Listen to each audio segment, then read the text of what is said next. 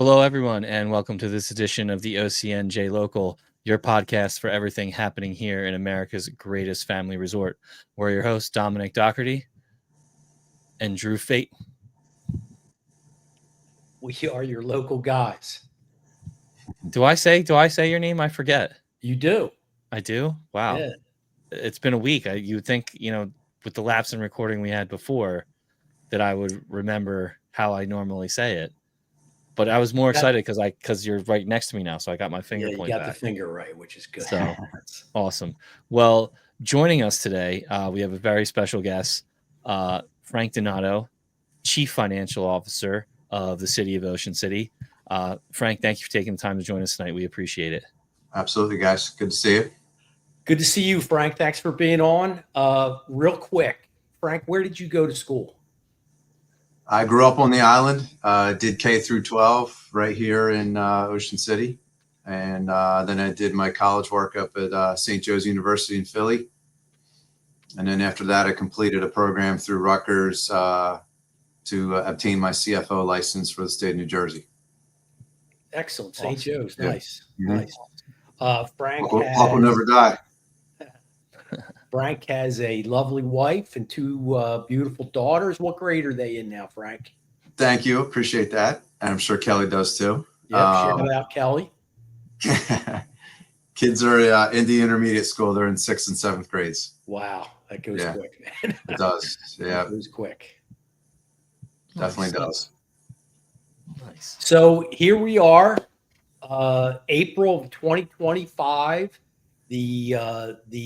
The budget hasn't officially been introduced to City Council yet, has it? No. Different forms of government in New Jersey have different rules. We're a Faulkner Act town.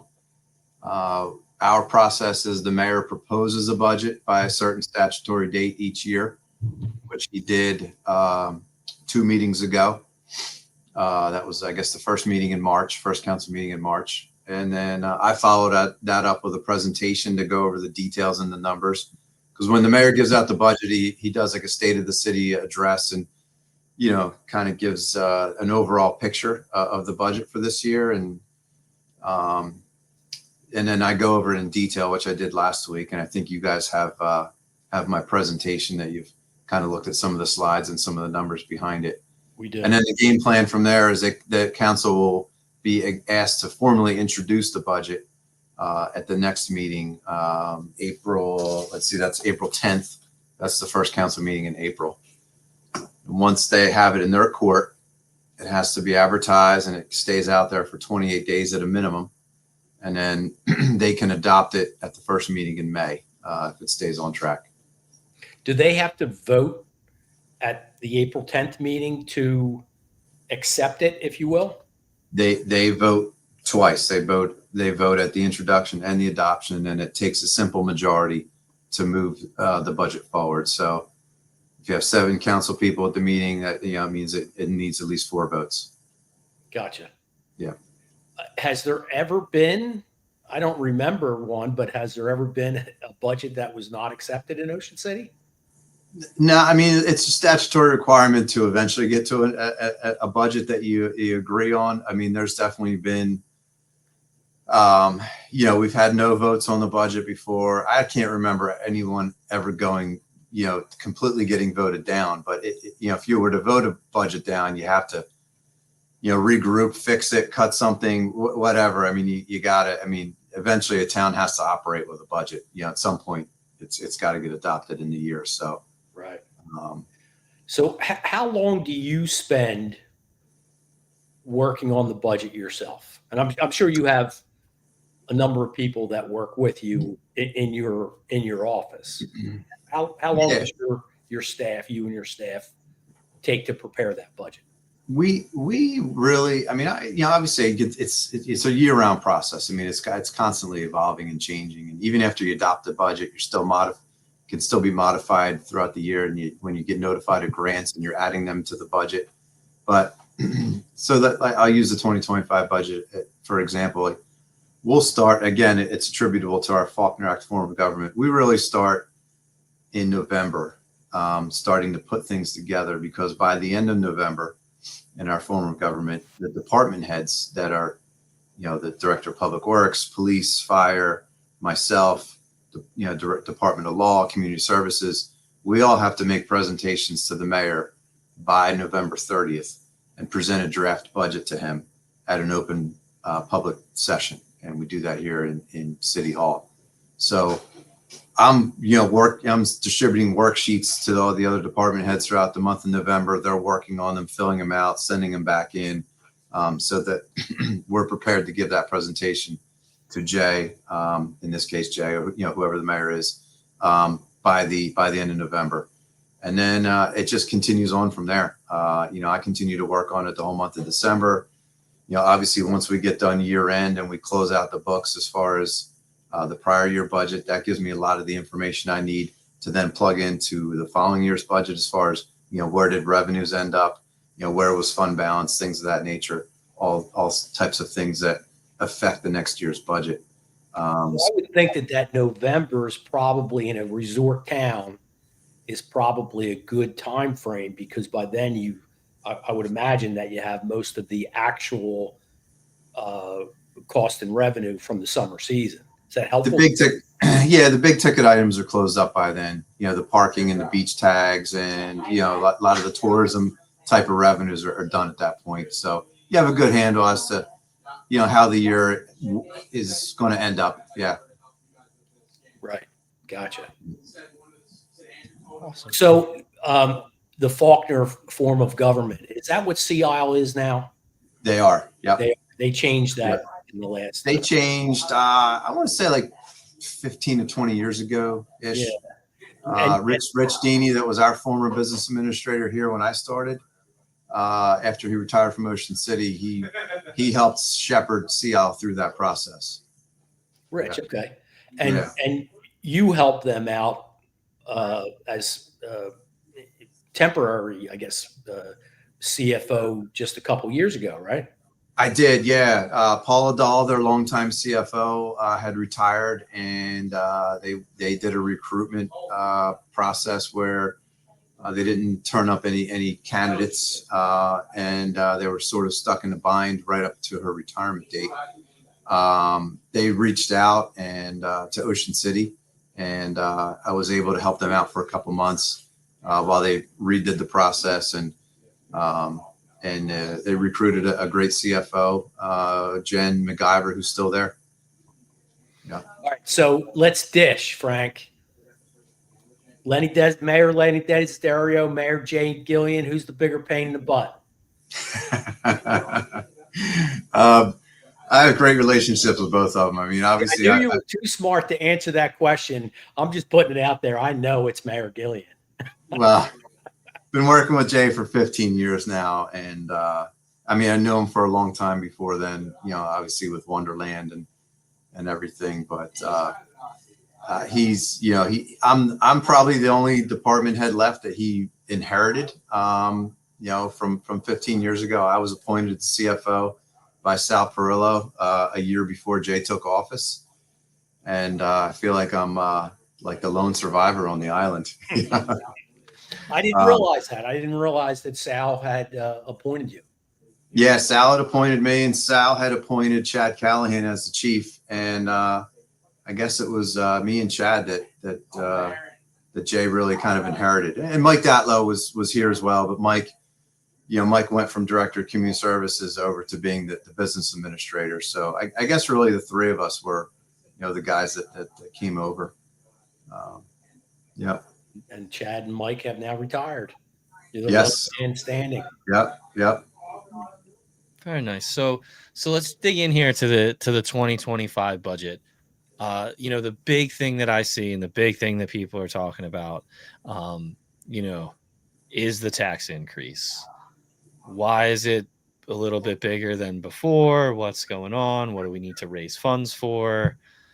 So, all the time and hours you spend in this, what's the thought process here behind this tax increase? Yeah, like you said, it's a similar increase to what we had last year. We're in that 3.7 cent range again. It's one of the slides that I presented to council last week was a list of the increases in the budget compared to last year. And there's nothing that really jumps off the page as being the sole factor. It's really like 8 or 10 of them in a row that just all have, moderate increases to them. And it's not very different than what we're facing in our homes and in our private lives as people that are paying for, homeowners insurances and car insurances, flood insurances, cost of goods, cost of groceries, just going out, as everything is just increasing left and right. And we're seeing the same thing as a municipality. I mean, we're sort of a consumer in a lot of ways in the same industries. But people is always going to be our number one driver, right? I mean, we're a service oriented organization. Salary and wages and the associated costs are always going to be one of our biggest drivers. And salaries are up about 1.6 million in this budget, which, by the way, when we talk in terms of a penny, like we're up 3.7 cents, a penny in terms of our budget equals 1.3 million. So when I say salaries are up 1.6 million, that's a little over 1 penny right there, just in the salaries. Salaries are just straight salaries. That doesn't include the benefits and the pensions. The health insurance is up around 900,000. The pensions are up over 400,000. And when you say, excuse me to interrupt, Frank, but when you say a penny, so that penny increase is the equivalent of $10 for every $100,000 of assessed value, right? Correct. Yep, $10 to 100, or $50 to a $500,000. Yep. Gotcha. And the average property value in Ocean City right currently is about 650,000. The number I used was 645. And when you say value, I'm going to couch that. It's the average assessment, right? Because you're paying taxes on what you're assessed at. Assessed value. Yes. Assessed. Yeah. Not to be confused with value, which most people think fair market value, right? And right. When I threw out the 645,000 number to council and to the public last Thursday in my presentation, people started laughing right away. And I said, I know. I said, that $645,000 average assessment, which is the average assessment in town, that house is probably worth double that. It's probably worth 1.2, 1.3. But you're not paying taxes on the theoretical sale value of your property or what you might have just paid for it. You're paying taxes on what it's assessed at. And just because you bought a new house at 1.2 and it's still assessed at 600,000 or 700,000, that doesn't change the value of the assessment. We're not allowed to change your assessment based on what you just paid for a house. The only time your assessment changes, other than us going through and doing a full revaluation of the whole town, which I know is another topic you guys want to hit in a future podcast.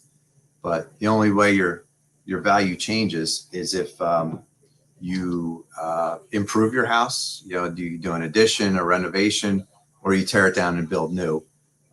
That's what causes the assessor to come out and change your value to a more up-to-date number. But just because you paid $2 million and something's on the books for $1 million, you still pay taxes on the assessed value of $1 million. So on that $50 per 500,000, $10 in tax on 100,000 value,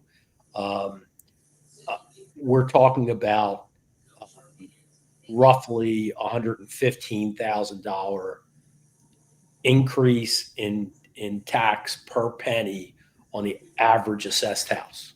The 245-hour average, I think, was 200. I think it's on one of my slides here. Yeah, it came out to $242 increase for the year on the average assessment. The average home.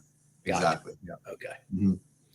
So when we talk about a penny, like we're up 3.7 cents, and to effectuate our budget by a penny, it takes $1.3 million in either revenues or expenses to effectuate our budget by a penny. But to the homeowner, it means something different. It's, when you hear it, that budget's up by a penny, if you have a $500,000 home, that's a $50 increase. And when you look at this, and I'm sure you're in with your staff and the mayor's offices, mayor's staff are working closely. You know, one of the things that when you're talking about a budget and you're talking about what the city spends, um, it this is my opinion. I think it's a lot of people's opinion.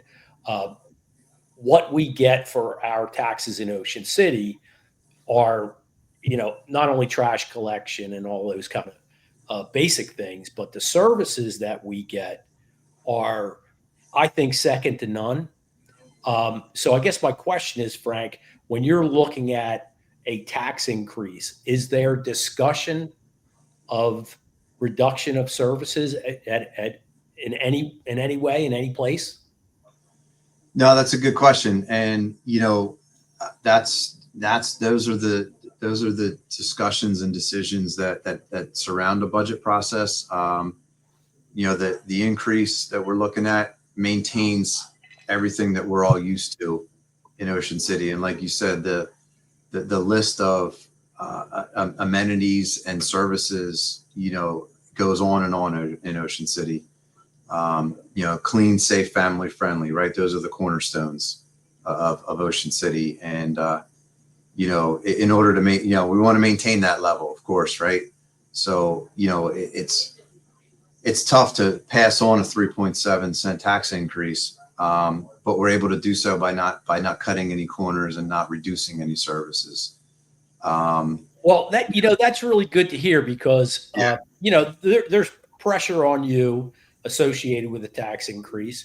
There's pressure on elected officials, certainly, Sure. facing a tax increase, and I would imagine that it would be easy to say, "Hey, let's trim the rec budget, right, and bring that tax increase down because I want to run for reelection in 4 years, or let's cut, you know, let's shorten the season on 2 a week trash Yeah. pickup, or you can go and find things to reduce your services. Um, so it's good to hear that because nobody Yeah. likes being taken away. Yeah. Right? No, nobody likes things being taken away. No. And like anything, there's needs and there's wants, right? And you start to look at that list and say, well, what are the items that we could do without, or that we think the town could do without, and what are the other ones that we know we need to keep intact. And the basic services, right? When you think about your tax bill, what's the number one thing? What are the number one things that you associate with what you get for your taxes? I mean, like you said, you get your trash picked up, Fire, right? trash. Yeah, right. Police and fire, and not to pick on them. And I told the two chiefs this a couple weeks ago. I said, listen, if I'm in these budget discussions and I point a finger at police and fire as being expensive, it's not to take a shot at you guys. It's just, that's the reality. Towns that have full-time paid police and fire pay for it. It's an unbelievable service that we all enjoy, right? We all love being, not that you love calling 911, but when you do, those who have had to do it, to have their response times, and not just their response times, just the way they handle situations, their professionalism, the equipment, the training, everything, it's a luxury. I mean, people retire here because they know if they ever have an incident and need an ambulance, that it's going to be there.